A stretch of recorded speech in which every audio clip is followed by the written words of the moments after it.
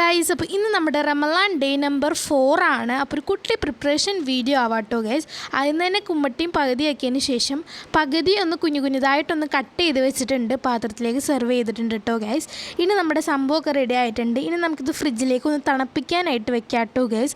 അങ്ങനെ ഫ്രിഡ്ജിലേക്ക് വെച്ച് കഴിഞ്ഞപ്പോഴാണ് വേറെ എന്തൊക്കെ ഫ്രൂട്ട്സ് ഉണ്ടെന്ന് നോക്കിയപ്പോഴാണ് എനിക്ക് 2 ഫ്രൂട്ടിനെ കിട്ടിയത്. വേറെ ഒന്നുമല്ല, നമ്മുടെ പേരയ്ക്കയും അതുപോലെ തന്നെ ഓറഞ്ചും ആണ്. എന്നാൽ പിന്നെ ഇതൊന്ന് സെറ്റാക്കാമെന്ന് വിചാരിച്ചു. അങ്ങനെ ഫ്രൂട്ട്സൊക്കെ നന്നായിട്ടൊന്ന് കഴുകിയതിന് ശേഷം ഓറഞ്ചിൻ്റെ തൊലിയൊക്കെ കളഞ്ഞ് ഓറഞ്ച് അടർത്തി ഒരു പാത്രത്തിലേക്ക് ഇട്ടു. പേരയ്ക്ക 4ആയിട്ടൊന്ന് മുറിച്ചിട്ടുണ്ട്. അങ്ങനെ ഈ ഒരു ഫ്രൂട്ട്സ് നമ്മളൊരു സൈഡിലേക്ക് മാറ്റി വെച്ചിട്ടുണ്ട് കേട്ടോ ഗൈസ്. ഇനി നമ്മളെന്താ സെറ്റാക്കാൻ പോകണമെന്ന് വെച്ച് കഴിഞ്ഞാൽ നമ്മൾ മൊഹബ്ബത്ത് കാ സർബത്ത് ഉണ്ടാക്കാൻ പോവാണ്. ഉണ്ടാക്കണേ മുമ്പായിട്ട് അവിടേക്ക് ഒന്ന് ക്ലീൻ ആക്കി കൊടുത്തിട്ടുണ്ട്. ഇനി നമ്മൾ പകുതിയായിട്ട് മാറ്റി വെച്ചേക്കുന്ന ആ കുമ്മട്ടി ഉണ്ടല്ലോ ഗൈസ്, അതൊന്ന് ഇതുപോലെ നൈസായിട്ട് ഇതുപോലെ ഒന്ന് അരിഞ്ഞു കൊടുക്കാം കേട്ടോ. കുഞ്ഞു ക്യൂബായിട്ട് അരിയാം. അതിനുശേഷം നമ്മളൊരു പാത്രത്തിലേക്ക് ഇട്ട് കൊടുക്കാം.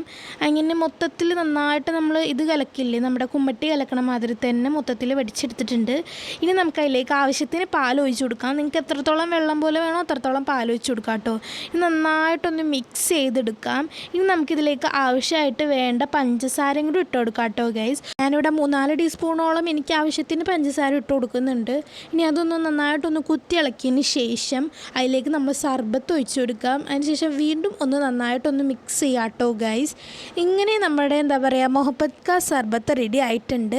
ഇനി നമുക്കിതൊന്ന് നന്നായിട്ടൊന്ന് തണുപ്പിച്ച് കുടിക്കാനാണ് കേട്ടോ ടേസ്റ്റ്. ഇതിനു മുമ്പ് ഞാൻ ഒരു പ്രാവശ്യം ഉണ്ടാക്കിയിട്ടുണ്ട്, അടിപൊളി ടേസ്റ്റ് ആയിരുന്നു കേട്ടോ ഗൈസ്. അപ്പോൾ എല്ലാവരും ട്രൈ ചെയ്യണേ. അങ്ങനെ ഇതൊന്ന് ഫ്രീസറിലേക്ക് ഞാൻ മാറ്റി വെച്ചിട്ടുണ്ട്. അപ്പോഴത്തേനും ആണെങ്കിൽ നമ്മുടെ പൊട്ടുവെള്ളരി സെറ്റാക്കാനുണ്ടായിരുന്നു, പൊട്ടുവെള്ളരി കലക്കിയത്.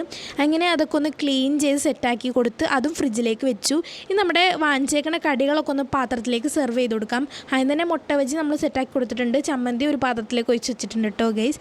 പപ്സ്, കായപ്പോള, കട്ട്ലേറ്റൊക്കെ വേറൊരു പാത്രത്തിൽ സെറ്റാക്കി വെച്ചിട്ടുണ്ട്. ഇനി നമുക്ക് നോമ്പുറക്കാൻ എന്തൊക്കെയാണെന്ന് നോക്കാം. ആദ്യം തന്നെ പൊട്ടുവെള്ളരി ജ്യൂസ് ഉണ്ട്, കുമ്മട്ടിങ്ങ മുറിച്ച് വെച്ചിട്ടുണ്ട്. കടികളായിട്ട് നമ്മുടെ പപ്സ്, കട്ട്ലേറ്റ്, കായപ്പോള, അതേപോലെ തന്നെ മുട്ട ബജി ഉണ്ട്, ഈന്തപ്പഴം, ഓറഞ്ച്, മൊഹബ്ബത്ത് കാ സർബത്ത്, പേരയ്ക്ക, നാരങ്ങ വെള്ളം, ഇതൊക്കെയാണ് നമ്മുടെ സംഭവങ്ങൾ കേട്ടോ ഗൈസ്. അങ്ങനെ കാരക്ക കഴിച്ച് നമ്മൾ നോമ്പ് തുറന്നു. നെക്സ്റ്റ് നാരങ്ങളും കുടിച്ചു. ഇതൊക്കെയാണ് നമ്മുടെ റമളാൻ ഡേ നമ്പർ 4 വിശേഷങ്ങൾ. അപ്പോൾ ഇന്നത്തെ വീഡിയോ ഇത്രേ ഉള്ളൂ. അപ്പോൾ അടുത്ത വീഡിയോ വരുന്നവരെ ബൈ ബൈ.